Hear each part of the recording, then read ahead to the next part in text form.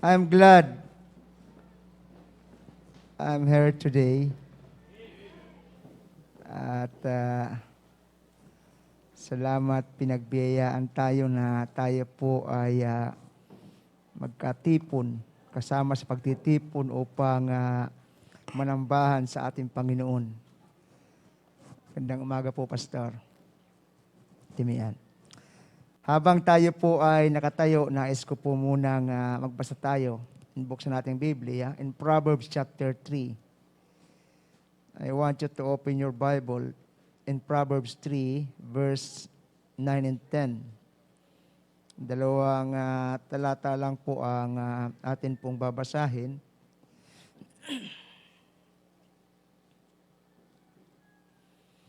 The Word of God tells us in Proverbs chapter 3 verse 9 and 10, honor the Lord with thy substance, and with the first fruits of all thine increase. So shall thy barns be filled with plenty, and thy presses shall burst out with new wine. Let's bow our head for a word of prayer.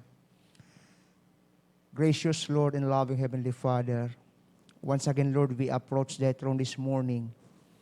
Thank you, O dear God, for the opportunity of gathering together, that we could be able, Lord, to worship you, to glorify your name today. Lord, I pray for your grace, even, Lord, for each and every one of us. Mula sa aming pastor, Panginoon, ang kanyang kalusugan. Even, Lord, for Preacher Michael, kayo po, Ama, ang siyang patuloy na manguna in the rest of your people. Lord, I pray for your grace even this morning. For by me, I cannot do anything. Give me, Lord, utterance.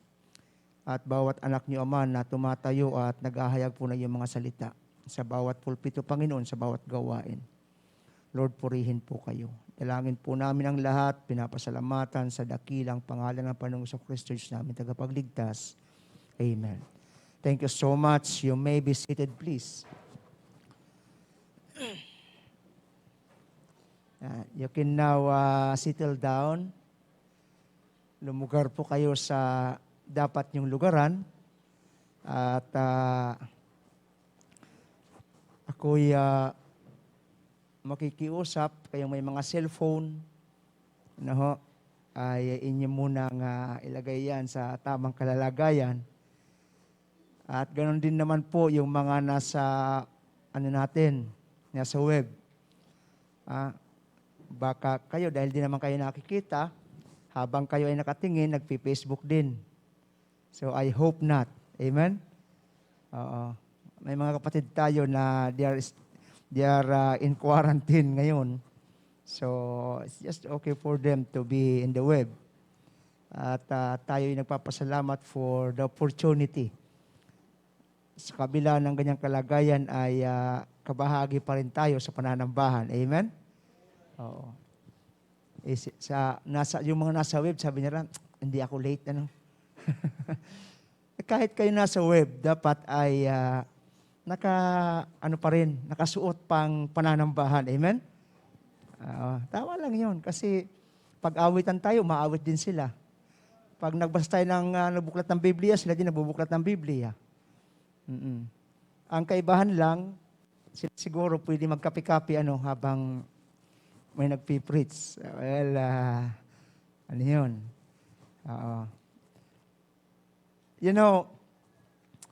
Hindi rin po ako sanay, katulad ng ating pastor, na paglinggo ay nawawala sa, hindi naman nawawalang ako talaga ay hindi rin sanay na paglinggo ng umaga ay wala po sa ating gawain sa San Juan. Yan din ay nakaanuhan ko na rin na nandoon ako. So, naninibago ako pagka wala ko sa San Juan paglinggo ng umaga. Well, it's a privilege being around and to stand before this pulpit, giving an opportunity by our pastor na mag-preach po sa linggo ng umaga. Kaya ako po'y nagpapasalamat sa pagkakataon, and I am praying na sana ang desire ng bawat isa sa atin, mga kapatid, ang ating desire, ang ating kalooban ay malugod at maluwalhati ang ating Panginoon. Amen? Yan dapat ang laging nasa kalooban natin. Because sabi ko nga, habang tinuturuan po natin, habang mayroon kaming, during Monday, mayroon kaming pagtitipon ng mga preachers, pastors, staff, and some of the brethren we have. You can come if you are. You can just come during Monday. At sabi ko, maliban na ang Kristiyano ay i-embrace niya ang katuruan ng Diyos, i-embrace niya ang direksyon ng Diyos, i-embrace niya ang desire ng Panginoon, hindi siya mananatili sa Panginoon. That's why we have to really embrace God's doctrine, God's desire, and God's direction sa ating buhay. Amen? At tayo, ang buhay natin ay gugulin natin na magbigay ng kaluguran. Now, I'm glad listening to Brother Alfred na ang kanyang nais, ang kanyang iniiyakan ay ang kaligtasan ng kanyang mga mahal sa buhay. Kung titingnan natin mga kapatid, sometimes in our life, when there is an emergency, di ba? Pag may emergency tayo na, halimbawa, mahal sa buhay natin, na mayroong sakit at kailangang dalhin sa ospital, di ba? Mayroong emergency, talagang tayo ay nagmamadali. Sabi ko nga, kahit nakahubad, ay nakakasama sa kung saan pupunta. Kahit hindi walang ligo yan, di ba? Oo, pag mayroong emergency ganun. But if you are going to realize it, Christians, alam niyo po ba na ang kalagayan ng mga taong wala sa Panginoon ay nasa emergency kalagayan? Why? Sapagkat hindi mo alam baka mamaya, ngayon malakas, mamaya patay na. So, pag namatay yan na wala sa Panginoon, ang kanyang kaluluwa, patungo sa impyerno. Pinagsisikapan ng tao na mabigyan ng madugtungan ang buhay kung kinakailangan, di ba? Pinagsisikapan ng tao na kung maaari ay huwag mamatay physically ang tao. There's nothing wrong with that, pero kung titingnan natin mga kapatid, minsan hindi natin iniisip na ang kalagayan ng ating mga mahal sa buhay na wala sa Panginoon ay nasa emergency kalagayan. Because anytime, any moment na sila ay mamatay, 100% patong ang kaluluwa sa impyerno without the Lord. At hindi natin alam kung baka mamaya ang Panginoon ay dumating na. Or perhaps by tomorrow, di ba? Oo, or perhaps sa gabi. Now, it's an emergency actually. Sa pangangailangang espiritual ng ating mga mahal sa buhay, nasa emergency silang kalagayan, mga kapatid. Sapagkat anytime, any moment, kung hindi kamatayan ang dumating sa kanila, ay ang pagbabalik ng ating Panginoon. Kaya sabi ko nga, kung iyan ay tinuturing natin emergency, hindi tayo dapat magpakaang-kaang, hindi dapat mag-relax. That's why, last Friday, during our Bible study, doon sa isa sa lugar ng ating kapatid, sabi ko, ang challenge ko ngayon sa inyo mga Kristiyano na, ang challenge ko sa bawat isa kahit ngayong umaga, tayong mga nasa Panginoon na, tingnan nyo na isang emergency ang kalagayan ng mahal mo sa buhay na wala pa sa Panginoon. Pag ang ating mahal sa buhay nasa bingit ng kamatayan o nasa magandang kalagayan, di ba iniiyakan natin? Pagkatapos iniluluhod natin sa Panginoon, iniiyakan natin. Tama? Pero alam niyo ba ang dapat na una nating iyakan? Ang kaligtasan ng kanilang kaluluwa. Ako hanggang ngayon, ang prayer ko sa aking kapatid na wala sa Panginoon, kahit nung buhay pang tatay ko, sinabi ko sa kanya, sabi ko, di baling ang aking kapatid ay maghirap materially, basta maligtas, okay yun sa akin. Di bali siya magkaroon ng kahirapan materially. Basta maging daan ng kaligtasan, okay yun sa akin. Oh, actually, pinagpipray ko nga na maghirap Hindi, I'm not kidding. Bakit? Aanhin mo ang kapatid mong mayaman na wala sa Panginoon. Aanhin nilang yaman nila. Pag sila namatay, ang kanilang kaluluwa patungo sa impyerno.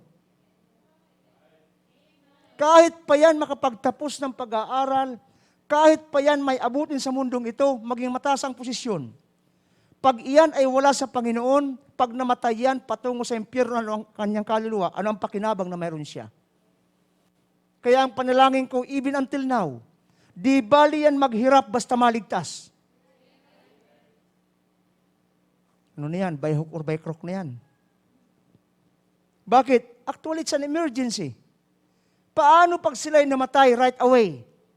Paano pag ang Panginoon dumating? Kung mayroon man tayong isisettled sa ating buhay, ang una at higit sa lahat na dapat isettled natin ay ang ating kaluluwa. Ang tao, normal, ang unang binibigyan ng pansin, ang unang pinapahalagahan ay ang kalagayan physical. Tama? At ang malungkot, kahit mga Kristiyano, di bali hindi maganda ang kalagayang spiritual, basta maganda ang kalagayang physical. Dapat hindi ganun. Because the Word of God tells us, seek ye first the kingdom of God and His righteousness. And all these things shall be what? Shall be added unto you. It talks about our spiritual life. Unahin natin, mga kapatid, ang kaharian ng Diyos. That's why even to our guest this morning, sa amin pong mga panauhin sa umagang ito, ang rason kung bakit po namin kayo nais makasama sa lugar na ito, sapagkat nais namin na maisettled ang ating buhay. Una, ang spiritual na buhay sa Panginoon. Ang physical ay secondary lang po yan, mga kapatid. For what shall it profit a man if he shall gain the whole world but lose his own soul? Ano ang pakinabang niyan? So Christians, I challenge everyone sa ating mga mahal sa buhay na wala pa sa Panginoon. Huwag kayong mag-relax, huwag tayong mag-relax hanggat mayroon tayong mahal sa buhay na wala sa Panginoon. Kung kinakailangang iyakan nyo, iluhod nyo sa Panginoon. Katulad ng may isang emergency na pagkakataon, gawin nyo para sa kanila. Amen? Actually, it's an emergency for them. Hindi man nila yan na alam, di man nila namalayan yan. Pero tayong nakakaalam, emergency yan para sa atin. Sapagkat pag namatay ang tao na wala sa Panginoon, ang kanyang kaluluwa patungo sa impyerno. Yan po ang dahilan kung bakit sa ating mga kaibigan narito ngayon, bakit tayo nag-iimbita ng ating mga mahal sa buhay, nag-i-invite ng ating kaibigan, bakit tayo nakakaabot kung saan-saan para lang dalhin ang salita ng Diyos, bakit tayo gumagastos, bakit tayo nagsakripisyo para lang ang mga tao maalis sa ganung kalagayan ng kanilang kaluluwa patungo sa impyerno. It's an emergency, Christians. So this morning, going back to our text, I hope okay naman kayo, no? Oo. Ako'y masaya at binigyan ng privilege. Now, this morning, babalikan natin yung ating teksto. That the Word of God tells us, honor the Lord with thy substance. Pag sinabi nating honor the Lord, yung mga pinaparangalan natin ang ating Panginoon. Amen? At dapat nating parangalan with our substance. When we talk about our substance, we are talking about the material positions we have. That's our substance. Anything that you have in your life, that's the substance that God entrusted to us. Amen? Anumang bagay na mayroon tayo sa ating buhay, that substance was entrusted to us.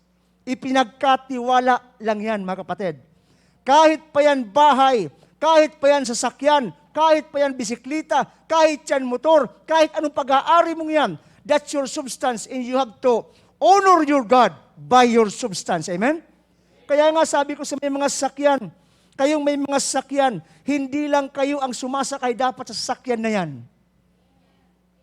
Hindi mo lang yan ginagamit pag ikaw ay patungo sa trabaho, patungo sa iyong paaralan. No. Dapat ang sumasakay dyan, lalo na paglinggo, mga kapatid, May mga sumasakay dyan, mga kapatid, na patungo sa bahay-sambahan kasama mo. Amen? You have to honor your God by that substance that you have. Even our house, yung tahanan natin, everything that we have, kahit ano pa man yan, we have to honor God by the substance we have. Even by the treasures we have. Di ba?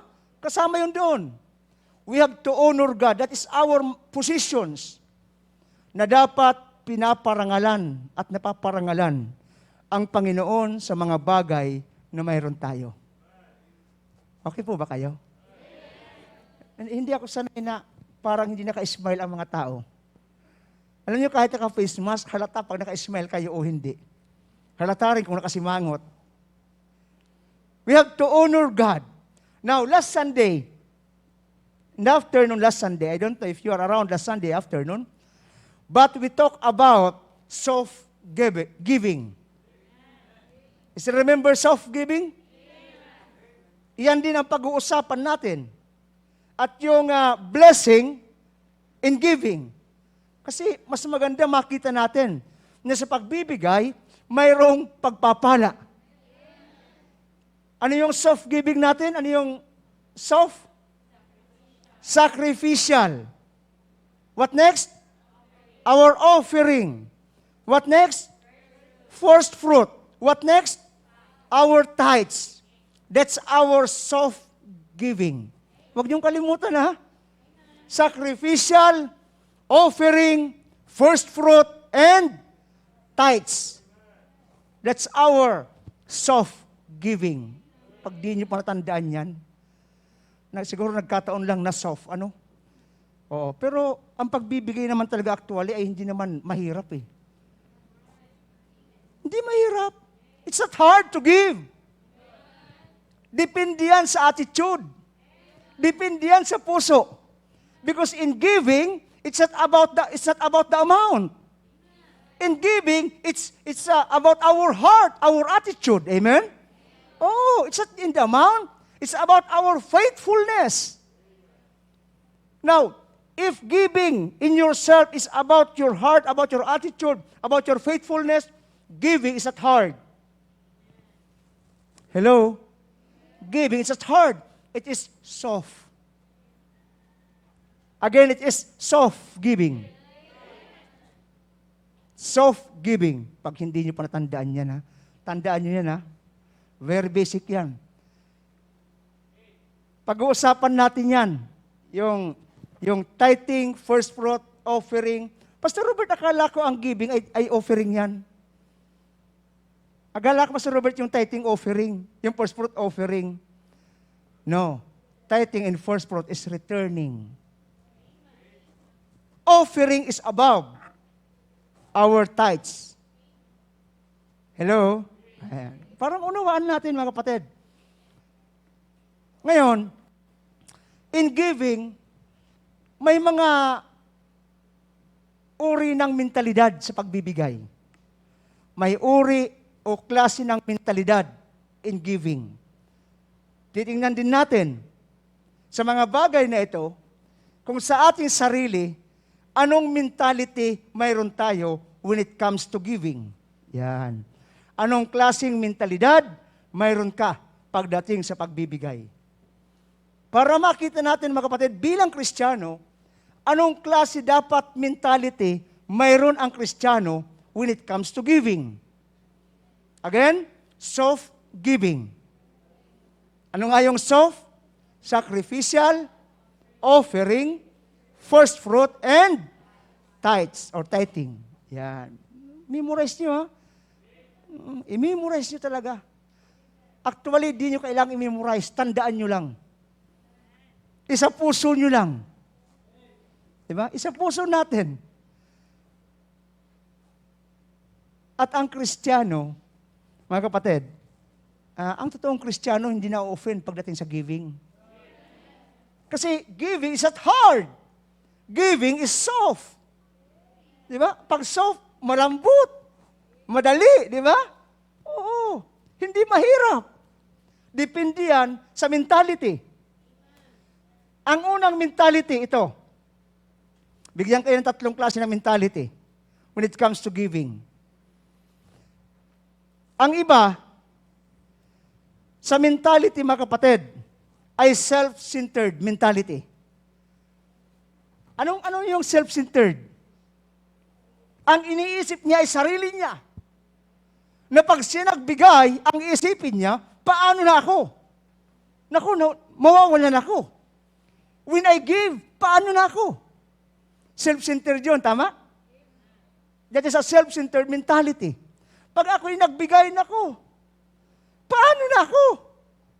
Yan tanong niya, Lord, pag ako'y nagbigay, paano na ako? Puro I, me, and myself. Kaya nga, self-centered mentality. Kaya mga iba minsan, natitempt, hindi ibalik ang dapat ibalik. Lalo na pag nakita niya, mayroon siyang pangangailangan. Pagkatapos itong intended na dapat niyang ibalik, hindi niya ibinalik. Ang isip niya, pag ibinigay ko ito, paano na ako? Ano na ang pagkain ko? Paano na ang aking pangangailangan? That is a self-centered mentality. Hello? Pag kayo nagbigay, mga kapatid, ano ang nasa isip niyo? Ganun ba? Pag ganun ang ating nasa isipan, mayroon tayong self-centered mentality. Pero dapat ang Kristiyano, mga kapatid, ay hindi self-centered mentality. Dapat mayroong spiritual na mentality. Christian must have an spiritual mentality when it comes to giving. Spiritual. Amen? Oo. Ang Kristiyanong mayroong spiritual mentality, mga kapatid, ang iisipin niya, ang pagbibigay ay hindi kawalan. Ang pagbibigay, iyan ay blessing. It is more blessed to give than to what? Than to receive. Iyan ang spiritual mentality. That he is in the giving side, not on the receiving side. Spiritual mentality, mga kapatid, nandoon ang kanyang pagluwalhati sapagkat nais niyang parangalan ang kanyang Panginoon sa mga bagay na pinagkatiwala sa kanya. Amen? That's an spiritual mentality. Pag tayo ba'y nagkakaloob, pag tayo ba'y nagbibigay, pag tayo ba'y nagsasauli, anong kaisipan mayroon ka? Ano ang ating nasa kalooban? O baka iniisip natin, pag binigay ito, nawalan na ako. Kaya ang pagbibigay, mga kapatid, actually hindi yan kawalan. Ang sabi ng Luke 6:38, give, and it shall be what?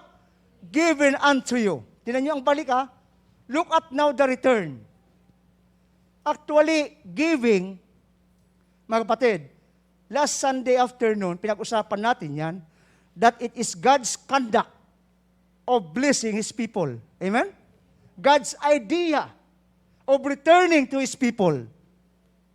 God's conduct yan. God's idea yan. Give, and it shall be given unto you. Tingnan mo ang balik niyan.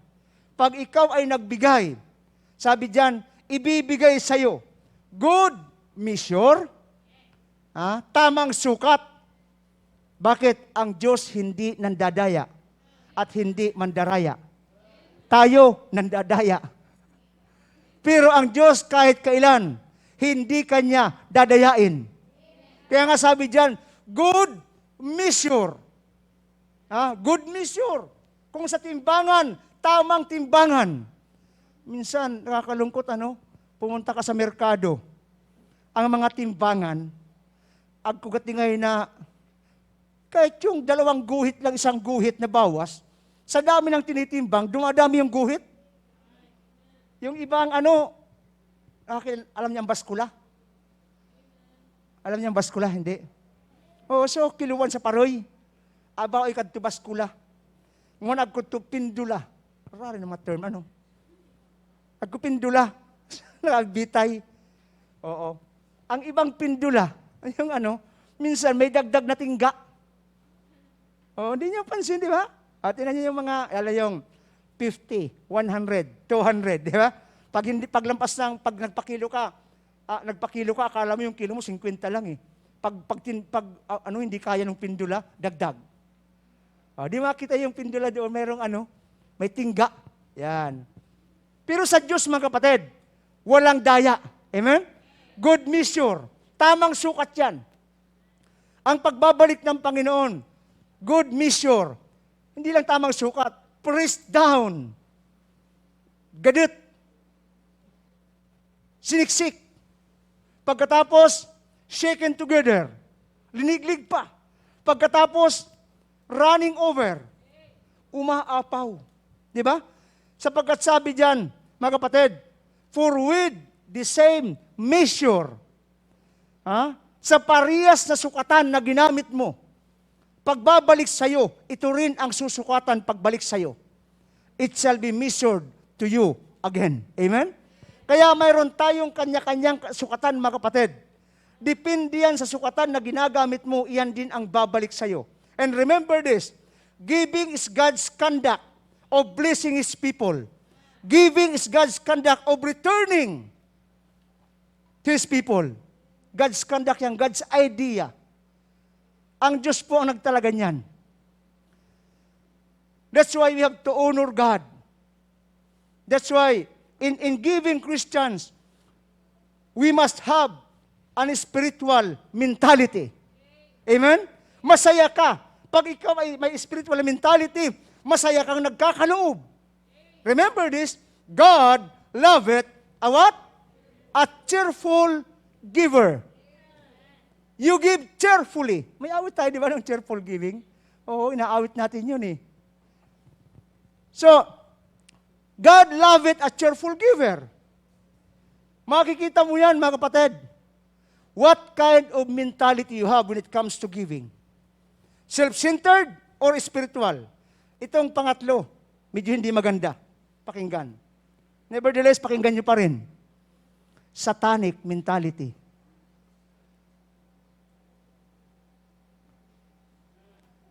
Hello? Satanic mentality.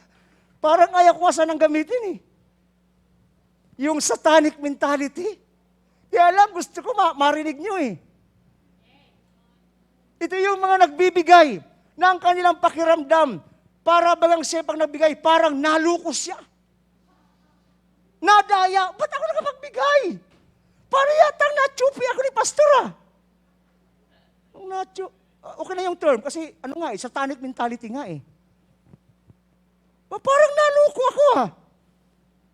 Ito yung ang kanyang kaisipan, pag nag-preach ng giving sa church, ang isip niya, kita mo sa church, pera-pera lang yan.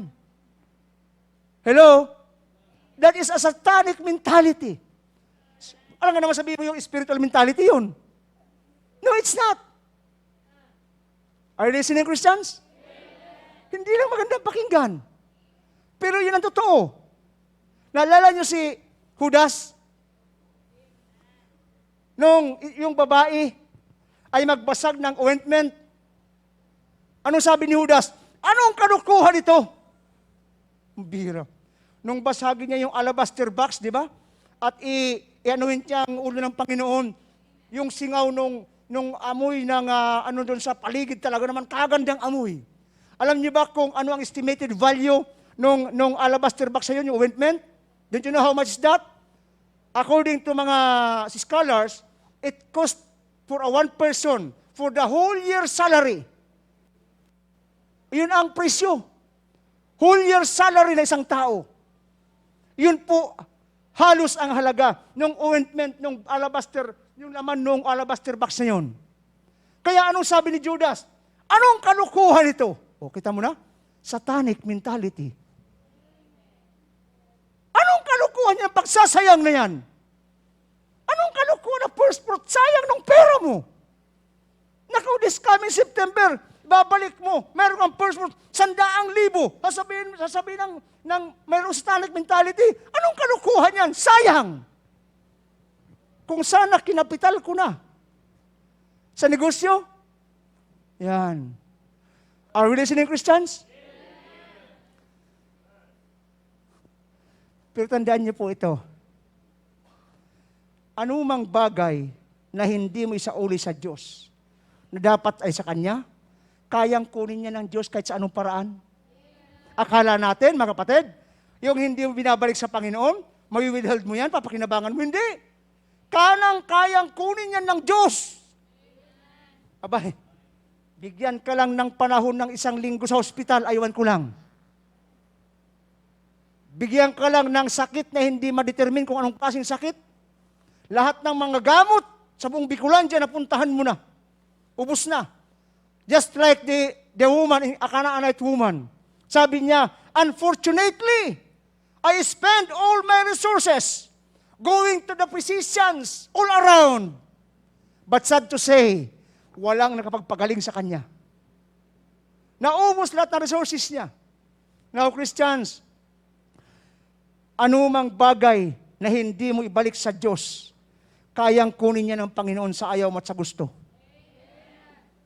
Kaya nga naalala ko yung sinasabi ng mangyan sa Mindoro, yung term na, ikaw ba'y susunod ng kusa o kailangan mo sumunod na may pasa? Ano ang gusto natin? Susunod ng kusa o kailangan mo ng may pasa bago sumunod? Pag sumunod ka ng kusa, may blessing. Pag sumunod ka na may pasa ka na, wala pa ka pang blessing. So, what is our mentality in giving? Pag ikaw ba'y nagkaloob, nanghihinayang ka at sinasabi mo, paano na ako? Nawalan ako. A self-centered mentality. O kaya pag narinig mo yung preaching tungkol sa giving, ang nasa isip mo, mukha yatang naluko ako. Nadinggoy ako ni pastor. Anong klaseng mentality yun? Ano nga? Tandaan nyo. Kaya nga letter is lahat para madaling tandaan Self-centered mentality. Satanic mentality. And, ito dapat ang meron tayo, spiritual mentality. Masaya kang nagbibigay, amen? Masaya kang bumubunot. Actually, mga kapatid, hindi ka lang nakaprepara pag sa panahon na pagbibigay. Bago pa dumating ang linggo, mga kapatid, preparado ka na. Just like returning our first fruit. Bago pa mag-September 26, preparado ka na. Amen? Ready ka na. Why? Because we have a spiritual mentality bilang Kristiyano. Hello? Bakit pag-giving? Parang ayaw niyo mag-amen. Tandaan niyo it is more blessed to give than to receive. Introduction pa lang yun, mga kapatid. Di pa ako nagpipreach.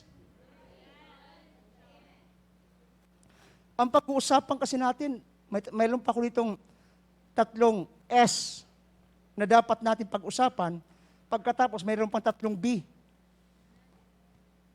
Oo. Inaano ko lang muna, mga kapatid, kung anong mentality mayroon tayo when it comes to giving. Para tayo mismo, ay ma-search out natin ang ating mga sarili pagdating sa pagbibigay. Kasi diyan mo yan makikita Ikaw mismo nalaman mo pag nangihinayang ka sa isipin. Ito yung sabi ni Pastor Robert, self-centered mentality. Na pag nagbigay parang, paano na ako? Pag nagbigay ako, nawalan na ako. Wala na akong panggastos, wala na akong pambili ng cellphone. Di ba? Oo. Ito yung tinatawag na self-centered mentality. Ngayon, babalik ka sa dapat pala, pag Kristiyano, dapat ang Kristiyano ay spiritual. Para bagang, dapat pag Kristiyano, maka-Diyos. Sino sa inyo maka-Diyos? Asang kamay? Buti na lang. Thank you. Pag Kristiyano ka, dapat maka-Diyos, Pangit naman Kristiyano, maka-Diablo. Ang Kristiyano, dapat maka-Diyos. Ngayon, may mga Kristiyanong hindi kumbinsido kung maka-Diyos siya o hindi. Kasi taliwas ang kanyang buhay sa Panginoon. Kaya hindi ako kumbinsido Pero dapat, mga kapatid, pag Kristiyano, dapat godly. Hoy, mag-amen kayo sa taas. Gusto ko kayong narinig nag-amen, Lapit nyo, di ko marinig boses nyo. Ngayon, nasaan tayo? Sa anong klaseng mentalidad mayroon tayo when it comes to giving? Pero sana, walang satanic mentality. Nasasabihin mo, anong kalukuhan yan, giving? Anong kalukuhan yung first fruit na yan? Inimbento lang yan ng simbahan. Mga kapatid, hindi po tayo nag-iimbento pagdating dyan. Makikita natin mamaya na ang first fruit at tithing, iyan po ay hindi natin inimbento.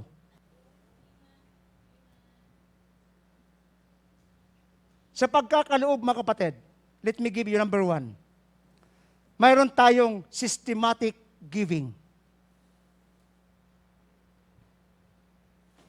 At ang systematic ng mga kapatid, giving na ito, it is God's standard. Ito ay ayon sa standard ng Diyos. Hello? Ibig sabihin, pag sinabi natin standard ng Diyos, ang ibig sabihin, ang Diyos ang siyang nagtalaga. Kaya nga, systematic, yan ang sistema, mga kapatid, ng Panginoon. That is God's idea of giving.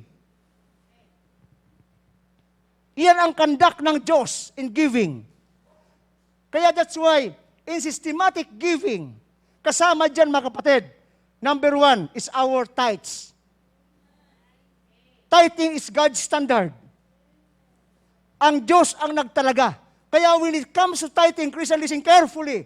Hindi ikaw ang masusunod kung magkano ang ibibigay mo. Ang nasusunod sa tithing, mga kapatid, kung ano ang standard na sinabi ng Diyos. Pag hindi mo ginawa, nagkakasala ka sa Diyos. Of course, Malakay chapter 3, verse 10. Naku, pag nabanggit ang Malakay, pag mayroon kang mentality satanic, isipin mo, naku, si Pastor Robert, sumalakay na naman. Pero pag spiritual mentality, malaki to, malaki. Di ba? Malaki to, malaking blessing to. Hello? Depende yan sa mentality. Hindi kita sinasabi na ganyan. Bahala ka. Anong mentality mayroon ka? Now look at the Word of God. Bring ye all. Sabi dyan na all. Ang tithes, hindi yan binabawasan. Hindi lang parts lang. All. Why? It is God's standard. It is God's system, Christians. God's idea. Hindi po ito inimbento ng kung sino lang. Ang Diyos ang siyang nagtalaga niyan. Sabi ng iba, Pastor Robert, ang tithing is in the Old Testament practice. Sabi ko niyan, kapatid, hindi ka nagbabasa ng Biblia. Basahin mo salita ng Diyos that even those people in the New Testament time, they are practicing tithing. Naalala nyo nung yung lalaking nanalangin? Yung isang lalaki, sabi niya, nung siya manalangin, Panginoon, salamat, hindi ako katulad nito. Ha? Oo. Nagkakaloob ako ng tama, hindi ako nagnanakaw, nagtatights ako ng kung anong mayroon ako, di ba? New Testament yun. So, tithing is God's standard. Kaya nga ang sabi ng Malakay, bring ye all. Huwag mong babawasan. Hello? Oo. Huwag mong tatanggalan yan. Kaya nga ang sabi yan, all. Now, it's not about the amount. It's about our faithfulness. Amen? Kasi hindi tayo pari-parihas, mga kapatid, nang ipinagkatiwala sa atin ng Diyos. Ang iba pinagtiwalaan ng 5, ang iba pinagtiwalaan ng 10, ang iba 20, ang iba 100. Depende sa'yo. Ngayon, kung magkano ang dapat ibalik sa Diyos, sa pinagkatiwala sa'yo, alam mo yan at alam niya ng Diyos. Amen. Maaaring hindi alam ng iba, never mind. It is systematic giving, God's standard. So, Lord and Christians, bring ye all the tithes into the storehouse. Alin bang storehouse natin, mga kapatid? Itong bahay-sambahan, mga kapatid, simbahan natin, ito ang storehouse ng tithes natin. Kaya hindi yan dinadala sa tindahan. Pag may tithes ka, na ibinili mo sa tindahan, hindi yun storehouse, mini-store yun. Ang tawag doon. O kaya sari-sari store, ang tawag doon. Hindi yun storehouse ng Panginoon. ang tithes nyo, dadalhin nyo sa storehouse ng Diyos. All. Hindi lang yung party lang. No, all the tithes. Are we listening? Bring ye all the tithes into the storehouse, that there may be meat in mine house, and prove me now herewith, saith the Lord of hosts. Tinan nyo ang blessing, mga kapatid. Pag ibinalik mo ang lahat ng tithes mo. Yan mo all tithes pa lang ito Pag ibinalik mo ang lahat ng tithes mo, sabi ng salita ng Diyos, pag pinatunayan mo sa Diyos, pinatutuhanan mo sa Panginoon, sabi ng Panginoon, if I will not open you the windows of heaven, ang mga durungawan ng langit, ang bintana, di ba yung bintana, durungawan? Oo, ang bintana ng langit. Pag sabi ng Panginoon, pag hindi ko binuksan ang mga bintana ng langit, pambira. At pagkatapos and pour you out a blessing. Ito nga, hindi ba plural?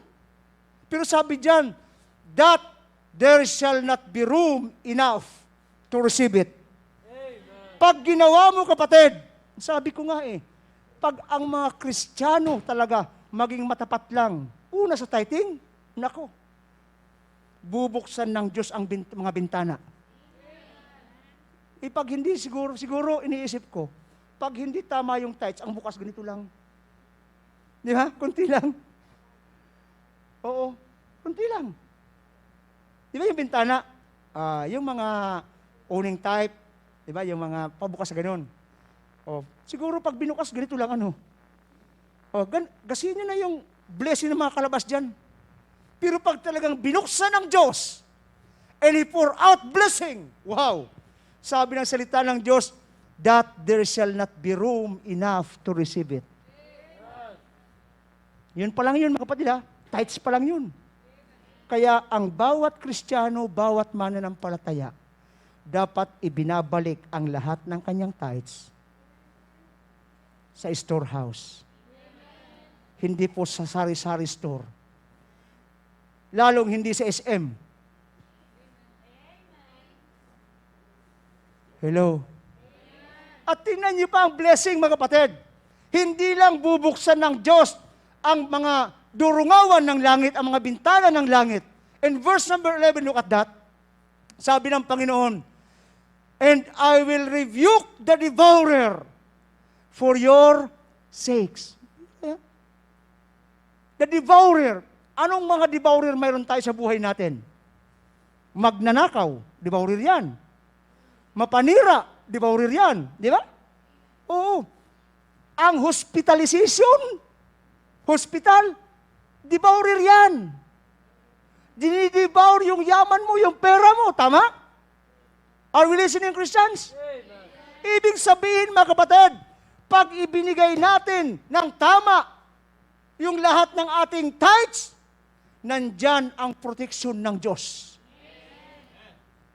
Nandyan ang proteksyon. Kaya nga sabi niya, bring ye all the tithes and I will rebuke the devourer alang-alang sa'yo. And he shall not destroy the fruits of your ground.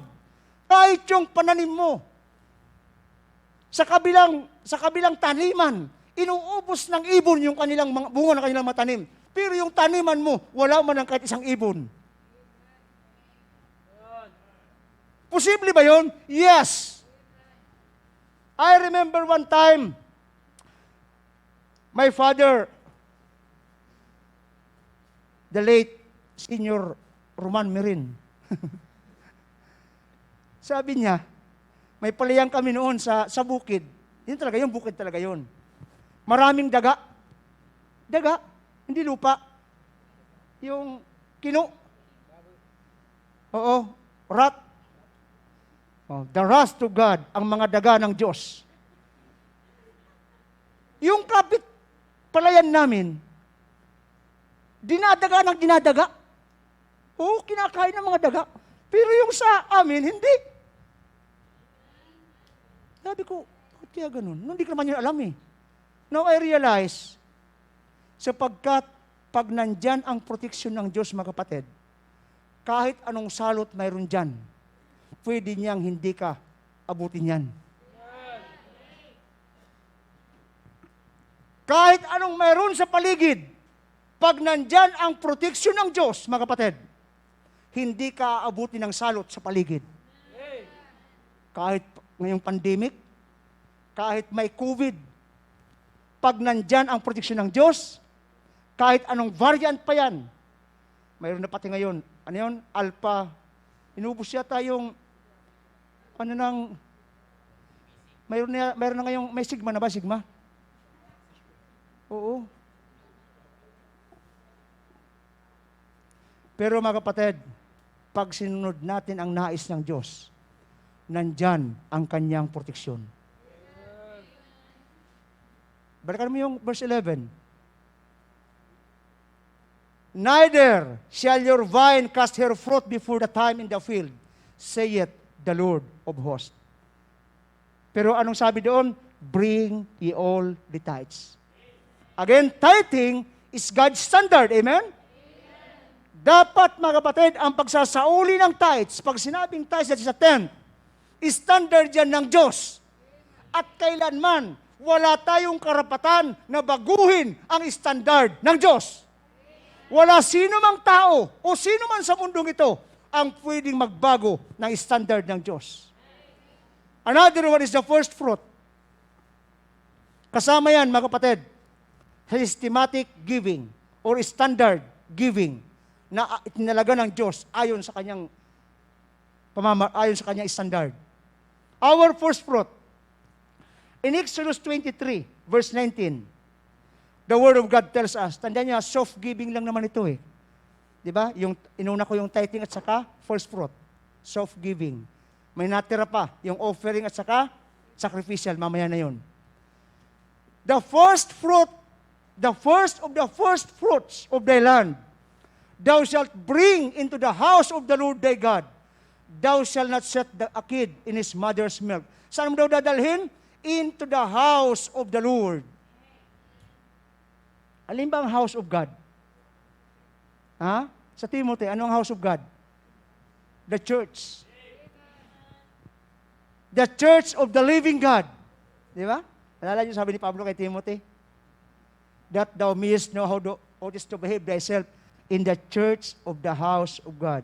The church of the living God. Doon mo dadalhin, mga kapatid. That is God's standard. Ang first fruit, pag sinabing first fruit, ano po yun? Ano ang idea mo sa first fruit?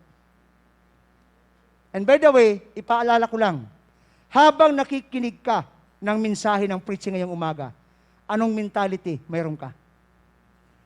What kind of mentality you have this morning as you are listening?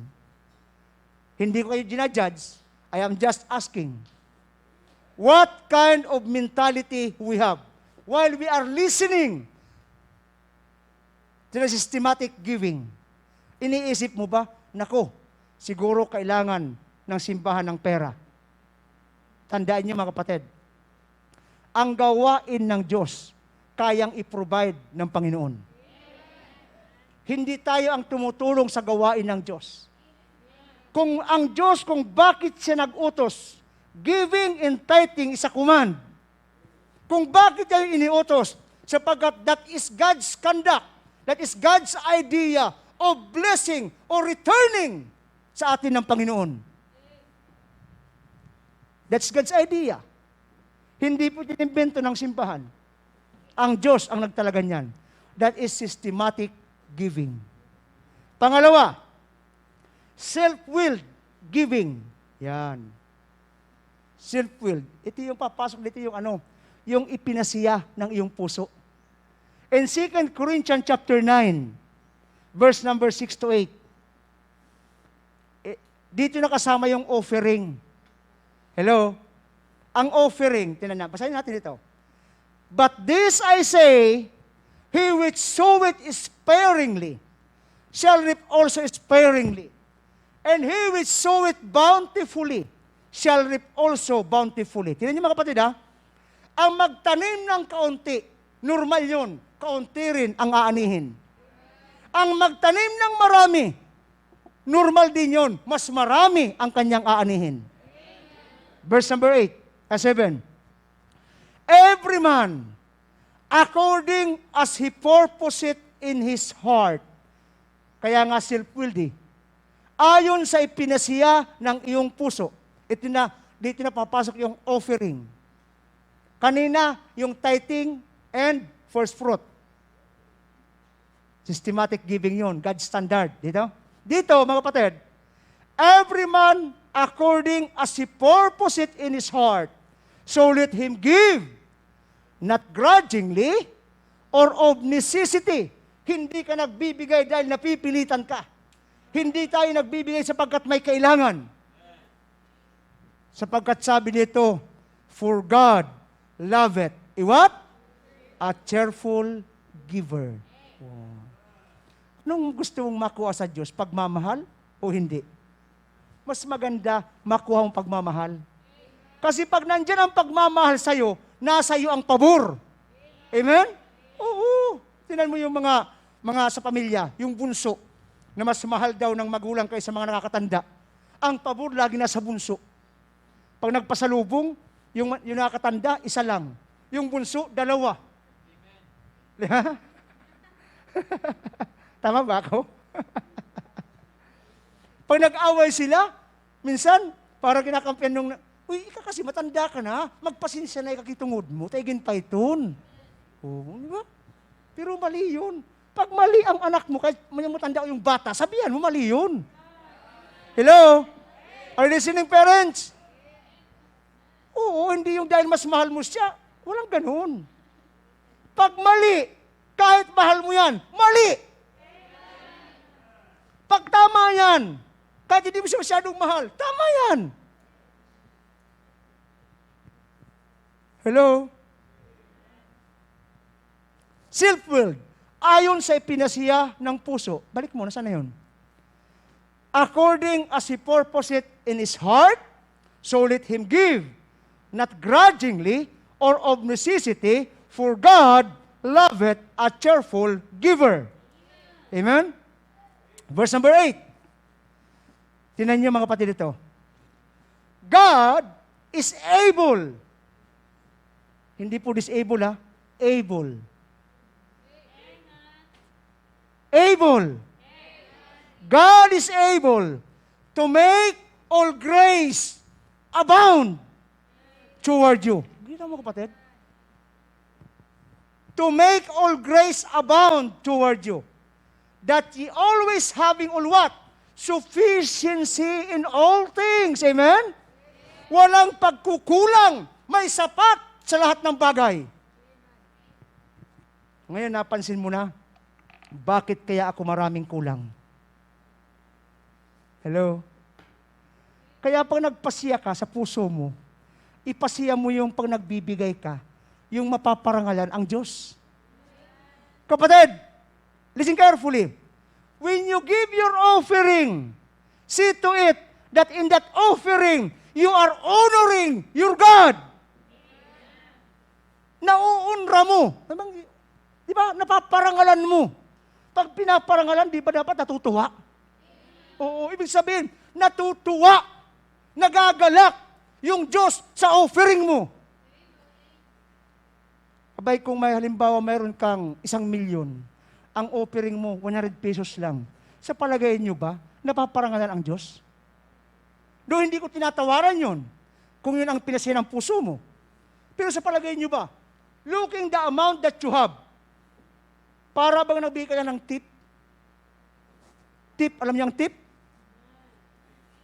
Hindi itip. Tip. Ang tip, intended sa waiter. Ang tip, intended dun sa mga, kung ano-ano. Ang Diyos, hindi siya karapat-dapat ng tip. Lalo na ng itip.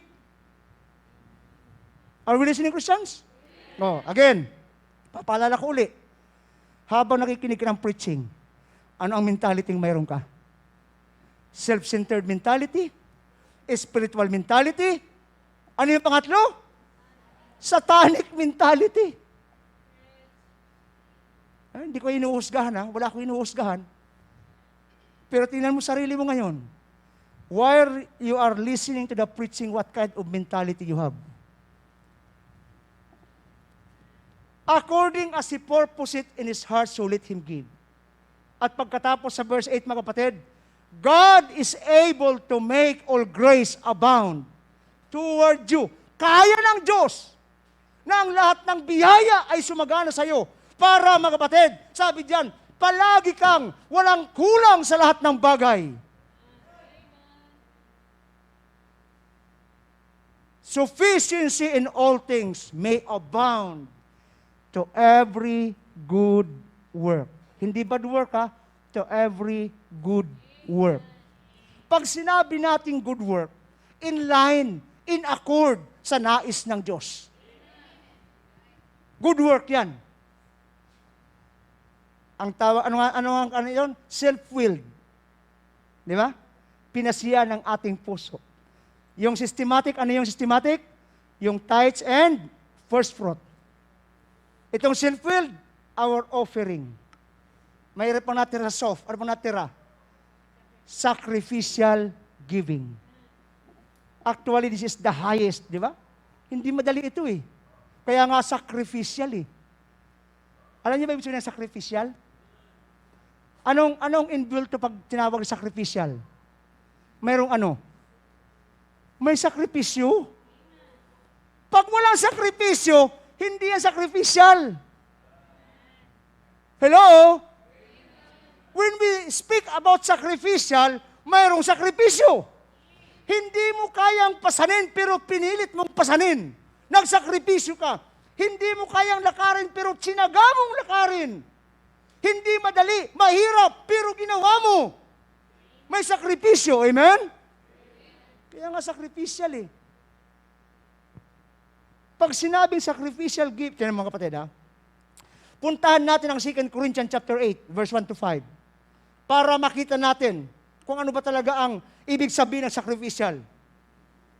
The Word of God tells us, moreover, brethren, we do you to wit of the grace of God bestowed on the churches of Macedonia. Alam nyo, kung titingnan mo, mayayaman itong mga taga-Macedonia. Bakit? Mga dunya yan, dunya. Dunya, mayaman, di ba? Di ba? Kaya nga, pag sabi mong si Don Robert, anong nasa isip mo pag sabi mong si Don Robert? Pampira. Milyonaryo. Totoo naman, milyonaryo, di ba? Oo. Kaya ito, sabi ko nga, mayayaman naman ito eh. In the churches of Macedonia, mga dunya. Oo. Parang yung iba, hindi parang wala lang ano. Oo. Ngumiti naman kayo. Kasi sa bahay nyo, nakasimangot na kayo palagi. Dito, simangot pa rin kayo. Baguhin nyo. Verse 2. How, tinan nyo ito mga kapatid ha, in a great trial of affliction. Patindihan o. Hindi lang affliction. Great trial of affliction. Ano ba niyo ba yung mga kapatid? Ito ang kanilang kalagayan. Actually, hindi talaga sila dunya. Hindi eh. Pangalan lang yung Macedonia. Pero hindi sila mga dunya talaga. Hindi sila mayaman. They are now in a great trial of affliction. Pero tinan niyo po ito. The abundance of their joy. Pambira. Sagana, no? Ang kanilang kagalakan. And in their deep poverty. Pag poverty, anong mayroon? Kahirapan. Sila mga kapatid, hindi lang sila nasa kahirapan. Sabi diyan, in deep poverty. Ibig sabihin, matinding kahirapan. Siguro tayong nasa poverty, kumakain pa rin 3 times a day. But they are in deep poverty. Baka ang kain lang nila 1 time a day. But why? In deep poverty. Naunawaan niyo mga kapatid? Una, they are in great trial of affliction. Pangalawa, they are in deep poverty. Sino sa inyo dito ang once a day na lang kumain? Kung may magtas man ng kamay sa inyo, kaya ka once a day kasi binawalan ka ng doktor. Pero regularly, lahat pa naman tayo dito kumakain 3 times a day. We are not yet in deep poverty, right? Perhaps hindi pa nga tayo nasa poverty. But those brethren we have during that time, those people in Macedonia, the Christian in Macedonia, they are in great trial of affliction and they are in the poverty. Pero tingnan nyo, abounded unto the riches of their liberality. Pambihira. Hindi ano? Kahit ganyan ang kanilang kalagayan, mga kapatid. Verse number 3. For to their power, ayon sa kanilang kakayahan, I bear record. Yea, and beyond their power. Alam niyo, madali magbigay pag sa kaya mong magbigay, tama? Pag nasa kakayahan mo, madali eh. Pero sabi dito, beyond their power. Hindi man nila kaya, lampas man sa kanilang kakayahan. They were willing. Handa pa rin sila. Hello? Kahit wala na silang makain, kahit wala na sila, they were willing.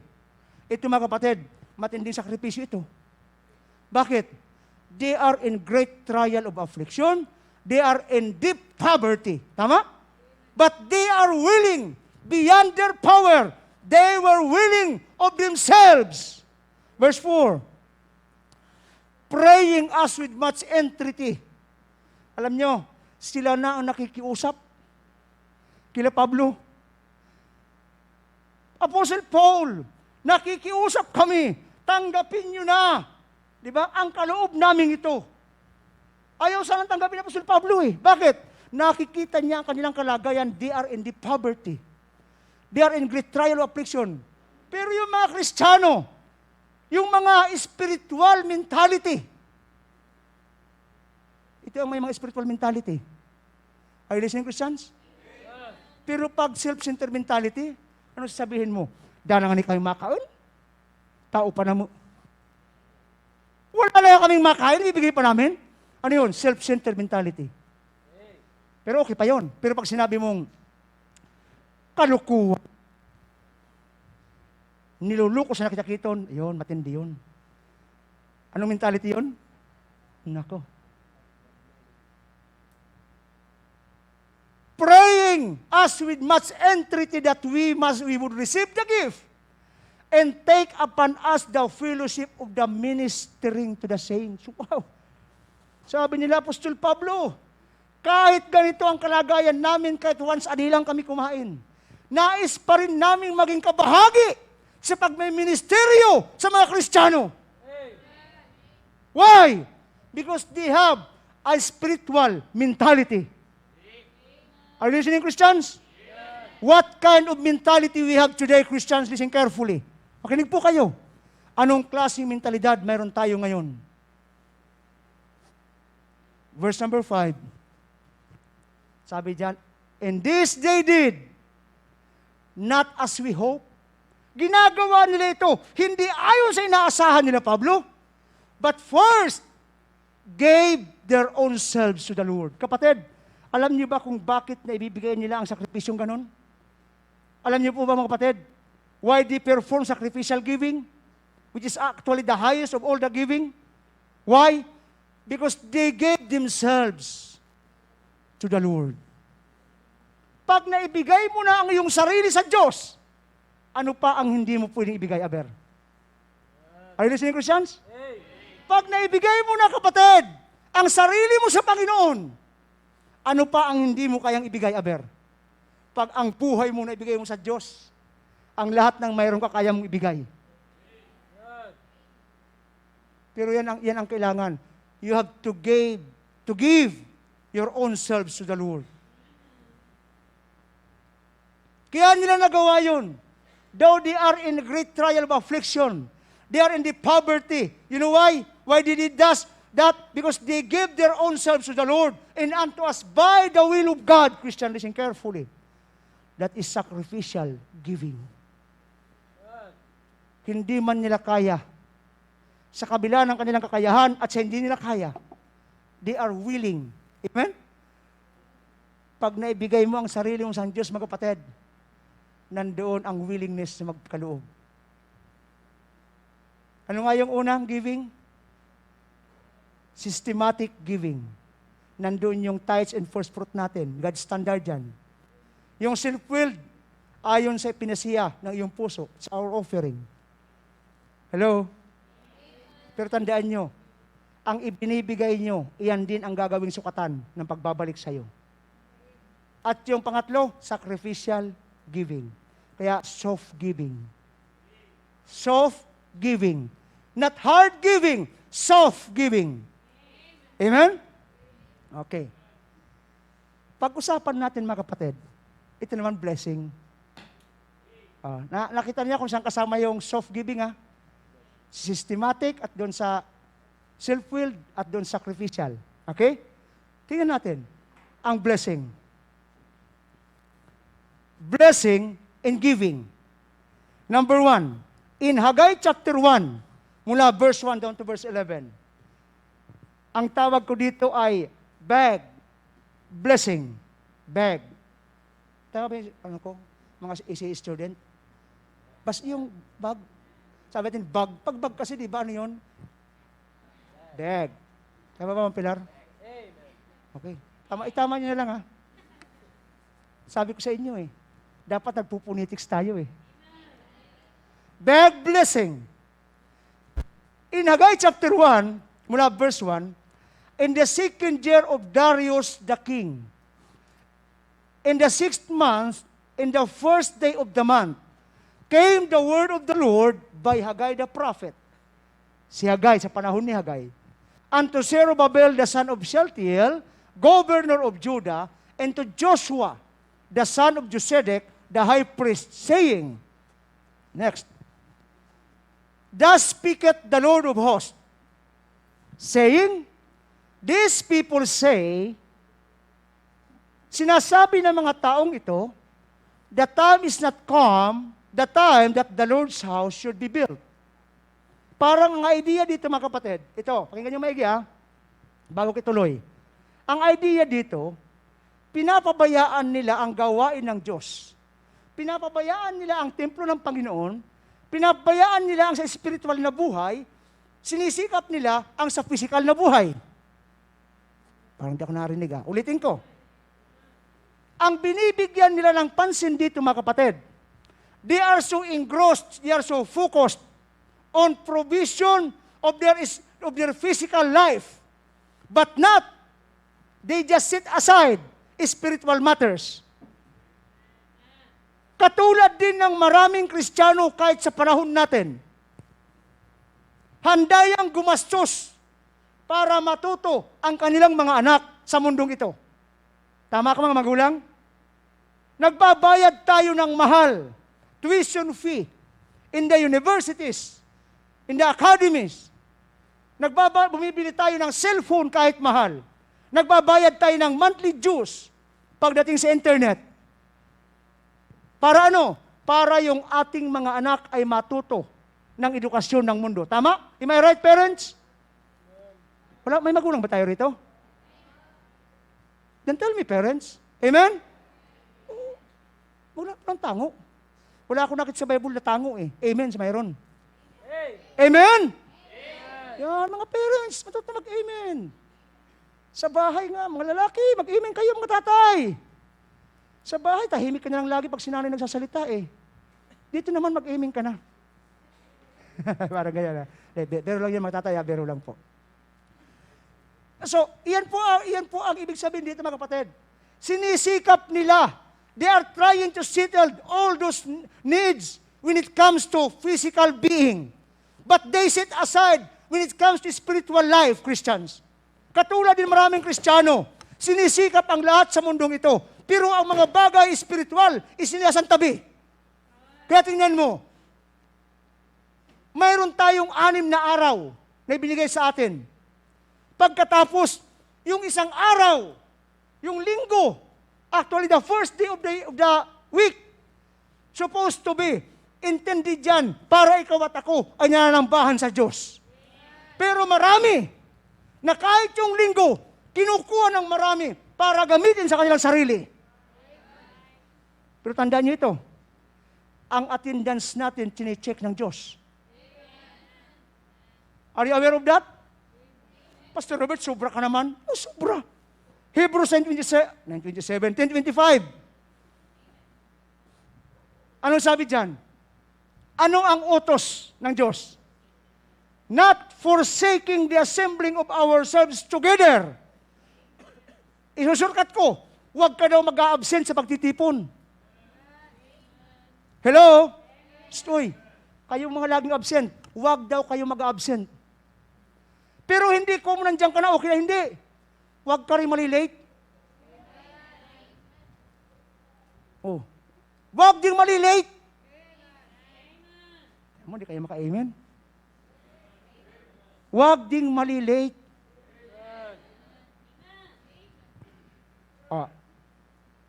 Sabi ko nga, alam niyo sa opisina, pag kayo empleyado, it's either government or private sector, empleyado ka.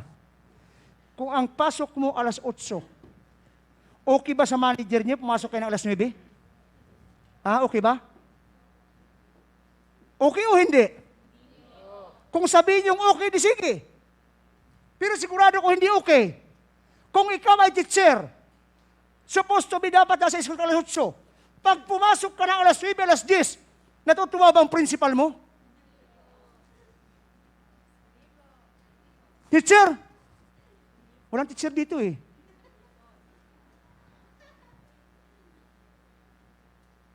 Now God is more than our principal. He is more than our boss.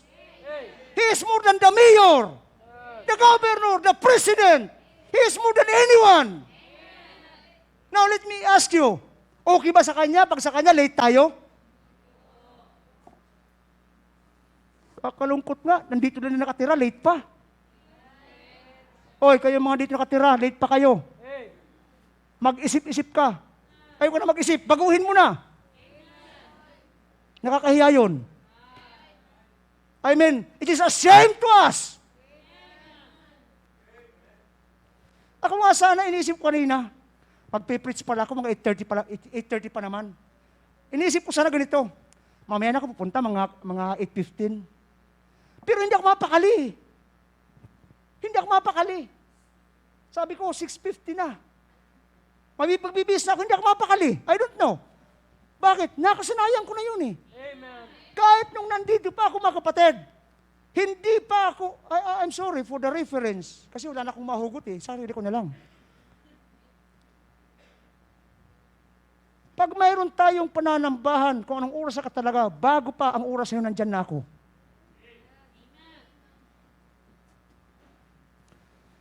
Nung binata pa ako, sabi sa akin may mga asawa na. Preacher pa lang ako noon eh. Narinig ko mismo. Tingnan natin to si Preacher Robert pag mayroon ng anak, kung hindi malilate. Hindi ako nagalit, na-challenge ako. Kaya yung anak ko, panganay ko si RG pa lang, kahit tulog pa yan mga kapatid, ginigising ko na yan. Alas 5:30, pinapaliguan ko na yan. Nabuhay naman hanggang ngayon. Mas mataba pa sa akin. Hindi ako kailangang mahadlangan ng anak ko. Hello? Parang masama ang loob niyo sa akin. Hindi lang mga kapatid, sa ikaw ay presente. Sikapin mong maparangalan mo ang Diyos kahit sa presensya mo. Matutuwa ang teacher mo pag hindi ka late lagi sa school. Pag lagi kang late sa school, hindi natutuwa ang teacher. Tama ba ako mga teacher? Natutuwa ba kayo sa mga estudyante niyong laging late pumasok? Ang bahay dyan lang naman sa likod. Natutuwa ba kayo? Siyempre hindi. God is more than our teacher. He is more than anyone. Ba't tayo napunta roon, ano? Pastor Robert, pinapatamaan mo lang ako eh. Hindi kita pinapatamaan. Nagpipreach ako sa'yo. This preaching is intended to every one of us. Amen? Oo, hindi kita pinapatamaan. Bag blessing. Balikan na, baka abutin tayo alas 12 nito. Balik mo doon sa Hagay. Sa Hagay, buko Hagay na. Ayaw pa nila akong umalis sa attendance. Thus speaketh the Lord of hosts, saying, these people say, the time is not come, the time that the Lord's house should be built. Yun yung sinasabi dyan eh. Para bang isinasantabi yung sa Panginoon. Next verse. Then came the word of the Lord. Pero tingnan nyo maigi ha. Ito mga kapatid. Wala nang propetang bababa para po sabihan kayo. Hello? Wala nang propetang bababa para sabihin sa inyo, huwag kayong malilate. Wala nang magsasabi niya na propeta. Mayroon yan. Ang pulpitong ito, maririnig mo, nagpe-preach yan. Pakinggan mo na lang. Next Sunday, hindi ka na late ha. Oh, di kayo maka-amen. Bakit ang hirap? O, bagay, depende yan sa mentality. Pag spiritual mentality ka, sasabihin mo, tama si Pastor Robert, kaya next Sunday, hindi ako dapat malate. Pero pag self-centered mentality, ano isipin mo? Maray maniya kanta, daigin sa day. Mabuti lang siya, wala nang inaasikasong iba. Ako kaya ang dami. May baboy, may kambing, dami ano. Depende sa mentality, mga kapatid. Pero kung satanic mentality, ang sasabihin mo na lang ganito, ka-Sunday, di na ako magsimba. Bala na sira kabuhay ni Rasan. Depende sa mentality nyo. Hello? Hindi lang yun pang-giving mentality, pang-attendance mentality. Hello? Pang-listening mentality yun, mga kapatid. Then came the word of the Lord by Haggai the prophet, saying, next, it is time for you, O ye, to dwell in your sealed houses, and this house lieth waste. Next verse. Now, therefore, ito ang sabi ng Panginoon, dahil hindi nyo pinapahalagahan ang inyong spiritual na buhay, dahil ang focus mo ay material na bagay, dahil ang focus mo ay sa physical na pangailangan lang, sabi ng Panginoon, consider your ways. Again, consider your ways. Kapatid, listen carefully. Pag sarili mo lang ang iniisip mo, wala kang pakialam sa gawain ng Diyos. Sarili mo lang iniisip mo, wala kang pakialam kung ma-offend sa iyo ang iba o hindi. Sarili mo lang ang iniisip mo kung panggayahan ka nila o hindi. Now, consider your ways. Kung ang iniisip mo ngayon, mga kapatid, na-offend ka, consider your ways. Next verse, verse number 6.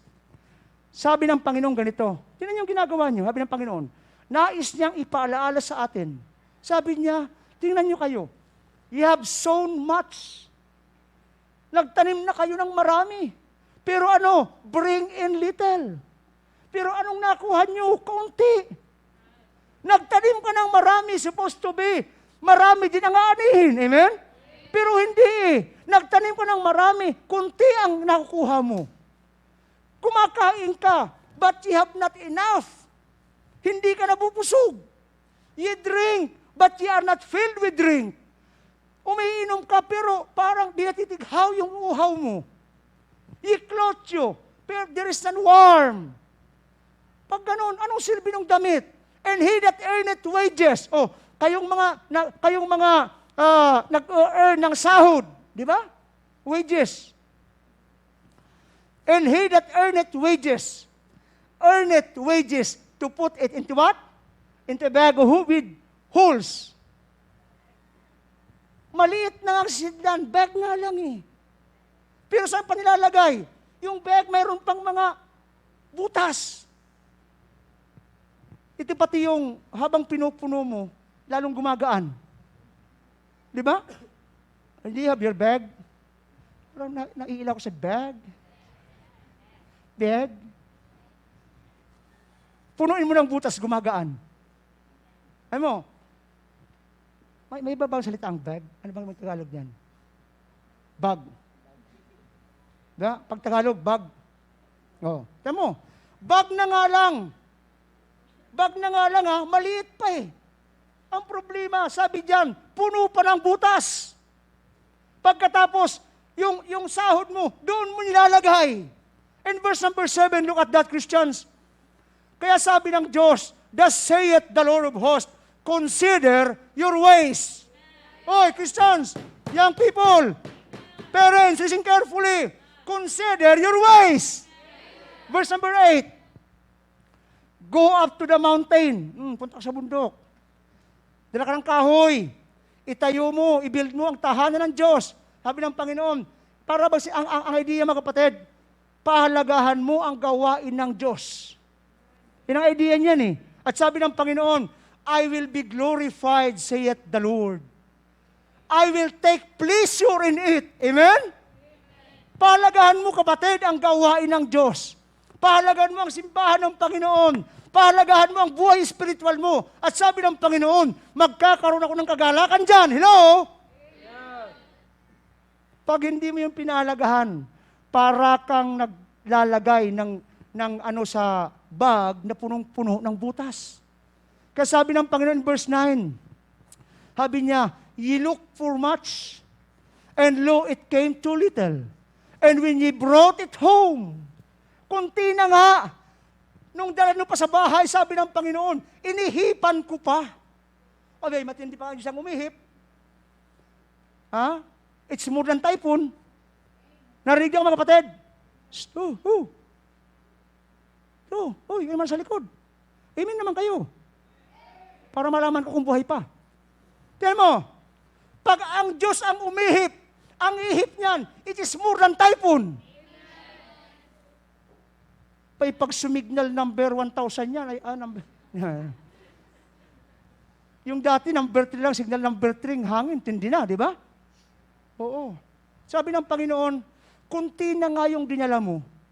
Pagkatapos, nang iuwi mo sa bahay, I did blow upon it. Sabi ng Panginoon, bakit ko inihipan? Are you listening, Christians? Kunti na nga lang yung natira sahod ko. Nung iuwi ko, inihipan pa ng Diyos na wala pa. Pagdating mo, sumayad lang yung sahod. Kasi, yung problema nga ito, pag sabi nila, mahirap daw pag ang pangalan ng asawa ay Judith. Pag pangalan ng asawa Judith, hirap. Judith ng bill ng kuryente. Judith ng bill ng tubig. Okay, mahanap ng Judith ang pangalan, ha? Pero lang po yun. Sumayad lang sa kamay mo. Pag uwi mo, inihipan pa ng Diyos, wala na. Pagdating mo, tay, nakasagasa ako ng manok, babayaran daw. Oh, may natira ka pa ng 500. Sige na, bayaran mo ng 500 yung manok. Ang mahal naman 500, pansabong eh. Texas kaya. Mahal yun. Sumayad lang. Kunti na nga, inihipan pa ng Diyos. Hindi ako may imbento niya na. Sabi yan ang salita ng Diyos. Sabi ng Panginoon, bakit ko inihipan? Why? Saith the Lord of hosts, because of mine house. Sapagkat hindi niyo pinahalagahan ang gawain ko. Hindi niyo pinahalagahan ang buhay niyo sa akin. Ang pinapahalagahan lang ng marami ay ang buhay sa mundo. Ang pinapahalagahan lang ng marami ang direksyon ng kanyang buhay sa mundong ito. Pero ang kanyang buhay spiritual, hindi niya pinapahalagahan. Yan ang dahilan kung bakit iniihipan ng Diyos. Because of mine house that is waste, and ye run everyone to his own house. Verse number 10.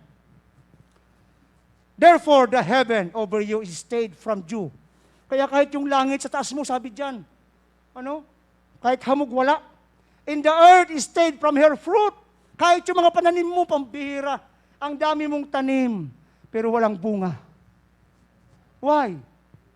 Sapagkat hindi nga natin pinapalagahan yung ating buhay spiritual. In verse 11, and I called for a drought, pambira. Ang Diyos mismo ang tumawag. Ng tagtuyo. Dapat sana yung tag-init nasa Africa. Pero sabi ng Diyos, tag-init sa Africa, punta ka muna sa Pilipinas. Specifically sa Iriga. Marami akong anak dyan, matigas ang ulo. Maraming Kristiyano dyan, pinapalagahan lang buhay nila sa mundong ito, hindi sa akin. Sige na, pumunta ka doon sa tag-init, doon ka sa mga anak kong yun matigas ang ulo. Parang ganun, nakukuha niyo mga kapatid? Kasi sabi yan, and I call for a drought upon the land, upon the mountains, and upon the corn, upon the new wine, upon the oil, upon that which the ground bring it forth, and upon men, and upon cattle, upon all the labor of thy hand. Lahat ng pinagpapaguran ng iyong kamay. Sa madaling sabi, puro ka lang sakripisyo, pero walang masyadong biyaya. Bakit? hindi pinapaalagahan ang buhay espiritual sa Diyos. Beg blessing. Secondly, basket blessing. Dalawa na lang. Basket. Medyo malaki-laki na ito, di ba? Medyo malaki na yan eh. Yung basket, malaki-laki na yan kaysa bag, di ba? Bag mo, maliit eh. Pag yung basket, alam niyo yung basket? At taga-eriga, iba, agkuman alat. Pagsasakyan, alat ko. Pero pag sa kanila, alat nila. John chapter 6, verse 1 down to 13. Ito, basket blessing. Yan, laki-laki ano. After these things, Jesus went over the Sea of Galilee, which is the Sea of Tiberias. Next verse. And a great multitude followed him. Maraming sumunod. Pero ang dahilan ng maraming sumusunod, ano? Alam nyo, maraming tumatawag din sa Diyos kahit sa panahon ngayon, tama? Maraming tumatawag sa Panginoon. Oo, halos lahat naman siguro ng tao tumatawag sa Diyos. Kung hindi man lahat, karamihan. Pero hindi po lahat ng tumatawag sa Diyos ay totoong sumusunod sa Panginoon. Sa panahon nila, bakit sila sumusunod sa Diyos? Because they saw miracles. Sabi dyan in a great multitude followed him, because they saw his miracles, which he did on them that were diseased. Nakakita sila ng milagro, nakakita sila ng himala, nakakita sila ng blessing. Ganun pala. Pag ikaw pala ay malapit sa ganun pala eh. Pero hindi lahat na lumalapit sa Diyos sumusunod sa Panginoon talaga. Kahit sa ngayon. Next verse number 3. And Jesus went up into a mountain, and there he sat with his disciples. Next. And the Passover, a feast of the Jews, was nigh. Next verse. When Jesus then lifted up his eyes and saw a great company come unto him, he said unto Philip, sabi niya kay Philip, Philip, when shall we buy bread that this may eat? Sabi niya, saan tayo bibili ng tinapay para ang mga tao ito ay makakain? Ay, mahigit 5,000 yan eh. Tao. Next verse. And this he said to prove him. Sapagkat alam naman ng Panginoon yung kanyang ginagawa. Di ba? Pero tinanong niya si Philip next verse, yung mga disciples niya. Philip answered him, 200 penny worth of bread. Ganun ano? Sabi niya, hindi pa sasapat sa lahat. Para ang bawat isa ay makakain na tigkaunti. Tigkaunti pa lang 200 pieces of penny worth. 200 penny worth. Ay hindi sapat. Next verse. One of his disciples, Andrew, Simon Peter's brother, si Andrew, kilala niyo, saith unto him, verse number 9, there is a lad, mayroon ditong bata, na mayroong 5 barley loaves o tinapay. May bata na may baon na 5 tinapay at mayroon siyang 2 maliit. Small fishes, di ba? Parang tinapa. O parang tinapa. 2 lang. Kasi tayong Pilipino, pag may ulam, ang kasabay niyan, kanin. Sila, ang ulam, ang isda, pantinapay. Okay lang yun, di ba? Oo. Yung panahon ganun sila eh. Pero sabi nila, but what are they among so many? Anong magagawa ng 5 tinapay at 2 maliit isda para kumpara sa napakarami, more than 5,000? Next verse. Then Jesus said, make the men sit down. Now there was much grass in the place, so the men sat down in number about 5,000. Men pa lang, di ba? Oo. And Jesus took the loaves, and when he had given thanks, he distributed to the disciples, and the disciples to them that were set down, and likewise of the fishes as much as they would. Next verse. Then they were filled. He said unto his disciples, sabi ng Panginoon, nung lahat na makakain, by the way 5 tinapay at 2 isda lang. Parang insignificant sa napakarami, Pero yan makinig kayong maigi. Perhaps iniisip mo, ang kakayahan ko napakaliit. Napakaliit lang ng pwede kong gawin.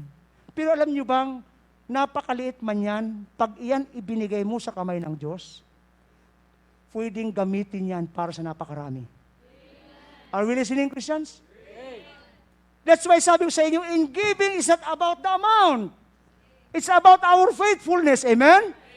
Kahit maliit na bagay yan, pag ibinigay mo yan sa kamay ng Diyos, kayang gamitin yan sa marami. 5 tinapay against 5,000, more than 5,000 people. 2 fishes against 5,000 people. What is that compared to the 5,000? It's nothing. Pero nung ibigay sa Panginoon, lahat nakakain.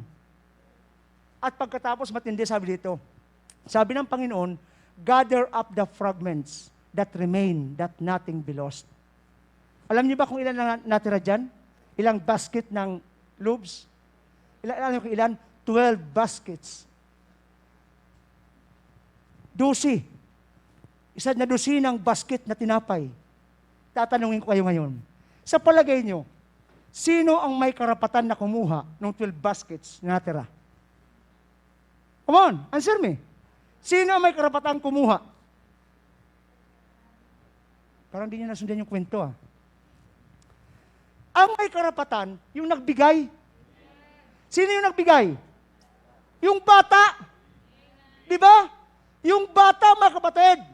Look, just 5 loaves of bread. 5 barley loaves and 2 fishes.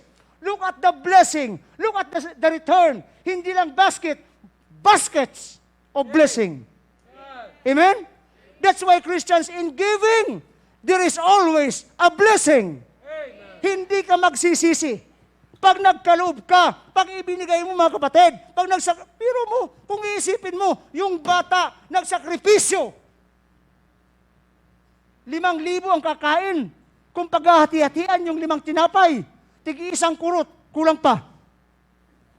Nevertheless, sa isip ng bata, di ba magsakripisyo na, okay lang. Pero tinan nyo, nung ibigay niya, ang tira, ang balik sa kanya, 12 basket ng tinapay. Instantly yung bata nagkaroon ng bakery. Siyempre, alam nga naman ng ice creaman. Siyempre, bakery. Bakit? May tinapay Bakit? Kaya niya bang ubusin yung tinapay? Siya lang? Hindi niya kaya ubusin yun. Kaya ito ang kwento niyan umuwi siya, tuwang-tuwa. Nay! Galit yung nanay. O gabi na, ba't kayong ka lang? Nay, wala kayong magalit. Mayroon na tayong bakery. Anong bakery pinagsasabi mo? Kinuwento niya. Nay, ganito yan. Yung pabaon mo sa akin, pinagsakripisyo ko. Ibinigay ko sa Panginoon. Ayun, ginamit ng Panginoon. Nakakain 5,000 mahigit. Pagkatapos, Nay, may balik sa akin 12 basket ng tinapay. Nay, di natin ito kaya ubusin. Magtayo tayo ng bakery. Nagka-bakery sila. Yumaman. Sa puhunan na yun. Ito na ngayon yung bata, may apo na. Kasi pag isa-isa ko, matahaba pa yun May apo na. Nagtanong yung apo, Grandpa, why we are so rich? Kaya kwento niya, alam mo apo, kaya tayo mayaman sapagkat itong kwento. Nagkaloob ako sa Diyos. Ibinalik ng Panginoon mas marami. Namatay na yung lulo. Yung apo naman nung bata. Yung apo. Yumaman. Sabi naman ng apo niya, Lo, why we are so rich? Alam mo kasi apo, yung lulo ko, nagbigay sa Panginoon, at tayo mayaman. May kwento sa buhay, Kayo kaya pag namatay, anong kwento niyo? Kapatid, kayo pag namatay, anong kwento niyo sa apo niyo? Anong kwento meron tayo? Basket blessings. When you learn to give, when you learn to offer, though it is insignificant, but when you give it to God's hand, Christians, kayang gamitin niya ng Diyos sa marami. At ang balik, baskets blessings. Then lastly, ito, barrel blessings. Kanina, bag lang, di ba? Ngayon, basket. Pagkatapos ngayon? Drum na. Drum. Ano nga yung English? Kalata? Parakan? Drum? Tulog na kayo, sige. 1 Kings chapter 17, verse 8 to 16. Ito, barrel blessing. And the word of the Lord came unto him, saying, next verse, kay Elijah ito mga kapatid, siya sabi ng Panginoon kay Elijah, arise, get thee to Sarephath. Yung lugar sa Sarephath, mga kapatid, sa lugar sa bayan na yon, sa lugar na yon, Yun po ay mayroong taggutom. Doon pinapapunta si Elijah ng Panginoon, which belongeth unto Sidon, and dwell there, and behold, I have commanded a widow woman there to sustain thee. Tinan mo ang kinuha ng Diyos na magbibigay sustenance sa kanyang propeta ay hindi mayaman. Yung babae, itong babae, balo pa, balo. Oo, next verse. Maliban doon, taggutom pa sa lugar na yun. So he arose and went to Zarephath, and when he came to the gate of the city, behold, the widow woman was there, gathering of sticks. And he called to her and said, fetch me, I pray thee, a little water in a vessel that I may drink. Next verse. And as she was going to fetch it, he called to her and said, bring me, I pray thee, a morsel of bread in thine hand. Oy, babae. Sabi niya, pulubi yung babae Pero sabi ni Elijah, bigyan mo ako ng tinapay, pakainin mo ako. Next verse. And she said, as the Lord thy God liveth, sabi ng babae, I have not a cake but an handful of meal in a barrel. Kunting drum nga, pero kunti yung laman. Ibig sabihin, handful na lang. Ibig sabihin, isang dakot na lang siguro. Di ba? Handful na nga lang Isang dakot na lang na arena ang laman ng aking drum. And a little oil in a cruse. And behold, I am gathering 2 sticks that I may go in and dress it for me and my son, that we may eat and die. Sabi ng babae, alam niyo po, man of God, kami napakahirap din. At ito nga lang pagkain namin, isang dakot na lang. Pagkatapos namin itong kainin, mamamatay na kami. Pero sabi ng man of God, pakainin mo muna ako. Diba? Next verse. Para ba kung isipin mo, walang puso yata itong man of God na ito. Napakawalang puso ng propetang ito. Mga kapatid, tama ba nasa isip natin? Napakawalang puso. Pambihira. Yun na nga lang ang huling pagkain na mag-ina. Pagkatapos sabi ni Elijah, sabi ng propeta, pakainin mo muna ako. Napakawalang puso ni Elijah kung titingnan mo. Pero tingnan niyo mga kapatid, kahit sa isip-isip nung nanay, nung babae, anak, pasensyak na, hindi na tayo kakain ngayong araw. Kasi, nandiyan ang propeta ng Diyos, unahin natin. Diba? Bahala ng Panginoon sa buhay natin. And Elijah said unto her, fear not, go and do as thou hast, but make me thereof a little cake first. Unahin mo muna ako. And bring it unto me, and after, make for thee and for thy son. Para naka-insulto pakainin mo ako pagkatapos saka kagawa para sa'yo. Samantalang yung laman ng drum, isang dakot nga lang, inubusan ni Luto. Ano pang meron? Wala na, tama? Kung mayroon kang sariling kaisipan, mga kapatid, if you have a self-centered mentality, sasabihin mo, paano na kami? Pambira ka, Elijah, paano kami pag binigay namin sa'yo? Pag self-centered mentality, tama? Lalo na pag satanic mentality. Ang sabihin mo, mamatay ka dyan. Ano, kanuluko mo? Di ba mga kapatid? Pero pag spiritual mentality, kami babae spiritual. Yes po! Di ba? Kahit hindi kami kumain, basta kumain ka. And verse number 14, look at that, Christians. For thus saith the Lord God of Israel, the barrel of meal shall not waste, neither shall the cruse of oil fail, until the day that the Lord sendeth rain upon the earth. And verse 15, and she went indeed according to saying of Elijah, and she and he and her house. Hindi, kita mo mga kapatid tinan mo pag ikaw nagkaroon ng spiritual mentality mga kapatid sa pagkakaloob, babalik sa'yo, hindi lang bag, hindi lang basket, drum na pagpapala. And she, and he, and her house did it many days. Samantalang nung wala pa si Elijah, huling kain niya na yun. Tama? Pero nung ipagkaloob niya mga kapatid, hindi hahayaan ng Diyos na ang sino mang magkaloob, ang sino mang magbalik, ang sino mang mag-offer, ang sino mang magsakripisyo, na hindi niya pagpalain. That's why in giving, there is always blessing. Amen? Kaya tayo walang blessing, wala tayong giving. Oh, ano na naman nasa isip nyo? What kind of mentality you have today? Is it self-centered mentality? Satanic mentality? Or spiritual mentality? Hindi ko kayo inuusgahan. Ikaw ang tumingin sa sarili mo. Are we listening, Christians? What kind of mentality we have in giving? To our guest,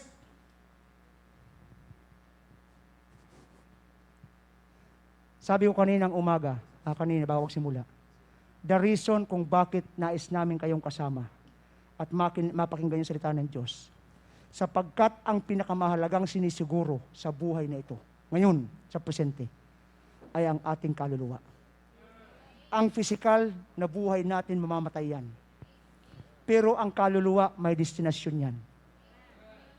Pag hindi mo pinanampalatayanan ang Panginoon sa buhay mo, pag hindi mo siya tinanggap, kahit nakapakinig ka ng mensahe sa umagang ito, pag hindi mo siya tinanggap sa buhay mo bilang Diyos at tagapagligtas, pag namatay ka, ang iyong kaluluwa patungo sa impyerno. Hindi ito para takutin tayo, kung hindi para malaman natin ang katotohanan na ikaw at ako kailangan ng tagapagligtas. At huwag kang lalabas sa lugar na ito na hindi mo nakamtan ang biyaya ng kaligtasan. Shall we all stand, please? Tayo pong lahat ay tumayo. At haba pong tayong lahat ay nakatayo, let's bow our head for a while. Bago ko po hamunin ang mga mananampalataya, habang tayo pong lahat ay nakayuko at nakapikit, sa aming mga panauhin sa umagang ito, maaaring this is your first time or perhaps second time or many times na. Pero kung hindi mo pa tinatanggap personally ang Panginoong Kristo bilang Diyos at tagapagligtas, kahit palinggo-linggo narito ka, pag hindi mo pinanampalatayanan ang Panginoong Kristo bilang Diyos at sarili mong tagapagligtas sa buhay mo, kaibigan, nakakalungkot mang sabihin, pag namatay ang sino mang wala sa Panginoon ng kanyang kaluluwa, patungo sa kapahamakan. Kaya sa umagang ito, nais kong manalangin ng isang simpleng panalangin. Panalangin ng pagsisi ng kasalanan at panampalatayanan mo, ingin mo ng tawad ang iyong pagkasala at tanggapin mo ang Panginoong Kristo sa buhay mo bilang Diyos at tagapagligtas sa iyong sarili. Kaya habang ang lahat po ay nakayuko at nakapikit, sa sino man na nagnanais magkaroon ng katiyakan, kasiguraduhan ng kanyang buhay sa Panginoon, mananalangin po ako. At sa panalangin na ito, nais ko pong sundan mo ito, gawin mo ito, na mayroong sinseridad sa iyong sarili. Nakilalanin mo ang iyong sarili sa harapan ng Diyos sa isang makasalanan at ihingi mo ng kapatawaran ang iyong pagkakasala at tanggapin mo ang Panginoong Kristo sa buhay mo bilang Panginoon na tagapagligtas sa iyong sarili. Haba po ang lahat ay nakatayo, mananalangin po ako. Sundan mo po ako ng mataimtim na may sinseridad sa panalangin na ito ay para sa iyo. Panginoon, dakila sa lahat. Salamat po. Naunawaan ko at nakita ko na ako ay isang makasalanan sa iyong harapan, Panginoong Kristo. Patawarin niyo nga po ako at linisin sa aking pagkakasala. At ngayon po, binubuksan ko ang aking puso, ang aking buhay. Tinatanggap kita, Panginoong Kristo, bilang tagapagligtas at Diyos na aking susundin. Mula po ngayon, pangunahan niyo po ako. Salamat po sa buhay na walang hanggan. Sa pangalan ng Panginoong Hesus. Amen. Father God in heaven, Lord, thank you so much today. Thank you, O God, for the opportunity of listening to thy words. O God, I pray for your people. Ano man po, Panginoon, ang nasa kaisipan ng bawat isa sa amin, I am praying na kami po ay magkaroon ng spiritual mentality. Sa pakikinig man, Panginoon, sa pagkakaloob, and everything of our life. O God, thank you for your grace even this moment. For all these things, O God, I pray and ask in Christ Jesus' name. Amen. God bless you.